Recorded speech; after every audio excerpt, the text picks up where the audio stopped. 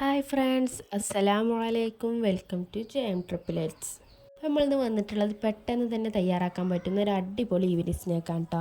നമുക്ക് എല്ലാവർക്കും ഒരുപാട് ഇഷ്ടപ്പെടുന്ന ഉറപ്പാണ്. അപ്പോൾ എല്ലാവരും വീഡിയോ മുഴുവനായിട്ട് സ്കിപ്പ് അടിച്ചാതെ കാണണം കേട്ടോ. അപ്പോൾ നമുക്ക് വീഡിയോയിലോട്ട് കിടക്കാം.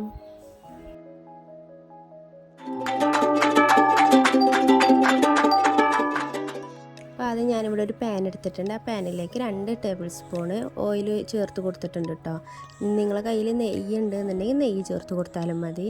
എന്നിട്ട് നമുക്കിതിലേക്ക് അണ്ടിപ്പരിപ്പും കിസ്മിസും ഒന്ന് ഇട്ട് കാണുന്ന റോസ്റ്റ് ചെയ്തെടുക്കാം കേട്ടോ. അപ്പോൾ നിങ്ങൾ ആദ്യമായിട്ടാണ് എൻ്റെ ഈ ചാനൽ കാണുന്നതെങ്കിൽ സബ്സ്ക്രൈബ് ചെയ്യാൻ മറക്കരുത് കേട്ടോ. അതുപോലെ ഈസി ആയിട്ട് പെട്ടെന്ന് തന്നെ തയ്യാറാക്കാൻ പറ്റുന്ന വിഭവങ്ങളൊക്കെ യൂട്യൂബ് ചാനലിൽ അപ്ലോഡ് ചെയ്തിട്ടുണ്ട് കേട്ടോ. അപ്പോൾ അത് നല്ല റോസ്റ്റ് ചെയ്തതിന് ശേഷം ഞാൻ അതിലേക്ക് ഒരു നേന്ത്രപ്പഴമായിട്ട് ഞാൻ ഇവിടെ എടുത്തിട്ടുള്ളത്. അത് ചെറുതായിട്ട് അരിഞ്ഞിട്ടുണ്ട്. ഞാൻ അതും കൂടി ഒന്ന് റോസ്റ്റ് ചെയ്തെടുക്കാം കേട്ടോ. ഒരുപാട് റോസ്റ്റ് ആവേണ്ട ആവശ്യമില്ല, ജസ്റ്റ് ഒന്ന് വഴണ്ടി കിട്ടിയാൽ മതി. ഞാൻ അതിലേക്ക് 2 ടേബിൾ സ്പൂൺ ഷുഗർ കൂടി ചേർത്ത് കൊടുത്തിട്ടുണ്ട്. ഇനി നല്ലോണം ഒന്ന് വഴറ്റിയതിന് ശേഷം മാറ്റി വെക്കാം. ഒരു ബൗൾ എടുത്തിട്ടുണ്ട് കേട്ടോ. ആ ബൗളിലേക്ക് 2 മുട്ട പൊട്ടിച്ചൊഴിച്ച് കൊടുത്തിട്ടുണ്ട്. ഒരു 3 ടേബിൾ സ്പൂണ് പാലും കൂടി ചേർത്ത് കൊടുത്തിട്ടുണ്ട് കേട്ടോ. നല്ലോണം ബീറ്റ് ചെയ്തെടുക്കണം. നിങ്ങൾക്ക് വേണമെങ്കിൽ മിക്സിയിൻ്റെ ജാറിലേക്ക് ഇതിട്ട് കാണുന്ന ബീറ്റ് ചെയ്തെടുക്കാം കേട്ടോ. അതിനുശേഷം നല്ലൊരു ഫ്ലേവറിന് വേണ്ടി കുറച്ച് ഏലക്കായ പൊടി കൂടി ചേർത്ത് കൊടുത്തിട്ടുണ്ട്.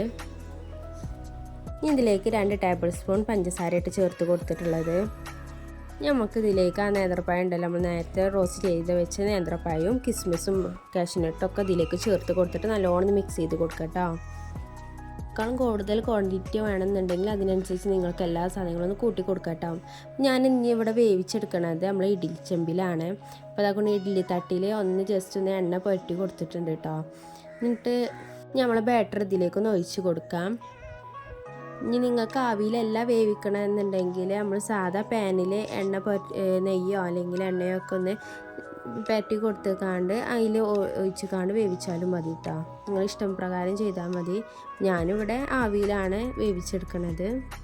ഇതിങ്ങനെ കുട്ടികൾക്ക് കൊടുത്താൽ ഓൾക്ക് ഈ കൈ പിടിച്ച് കഴിക്കാൻ പറ്റും. അപ്പോൾ അതാണ് കേട്ടോ ഞാനിങ്ങനെ ഇഡ്ഡലി ചെമ്പിൽ എടുത്തിട്ടുള്ളത്. നിങ്ങൾക്ക് എങ്ങനെ വേണ്ട വെച്ചാൽ ചെയ്ത് നോക്കാം. ഇതിവിടെ ഒരു 5 മിനിറ്റ് നേരം അല്ലെങ്കിൽ 15 മിനിറ്റ് നേരം ഒന്ന് വേവിച്ചെടുക്കാം കേട്ടോ. ഇതിന് മുമ്പ് ഞാൻ പാനിൽ ചെയ്തത് അപ്ലോഡ് ചെയ്തിട്ടുണ്ട്. അപ്പോൾ അതിൻ്റെ ലിങ്ക് ഞാൻ താഴെ കൊടുക്കാം കേട്ടോ. അപ്പോൾ അതായിട്ട് ഒരു 15 മിനിറ്റ് ആയിട്ടുണ്ട്. നല്ല വെന്ത് വന്നിട്ടുണ്ട്. ഇതുപോലെ ഒരു സ്റ്റിക്ക് വെച്ച് ജസ്റ്റ് ഒന്ന് കുത്തി നോക്കുക. അപ്പോൾ വെന്തിക്കണമെങ്കിൽ നല്ല അറിയും കേട്ടോ. നമുക്കിതൊരു പാത്രത്തിലേക്ക് മാറ്റി കൊടുക്കാം.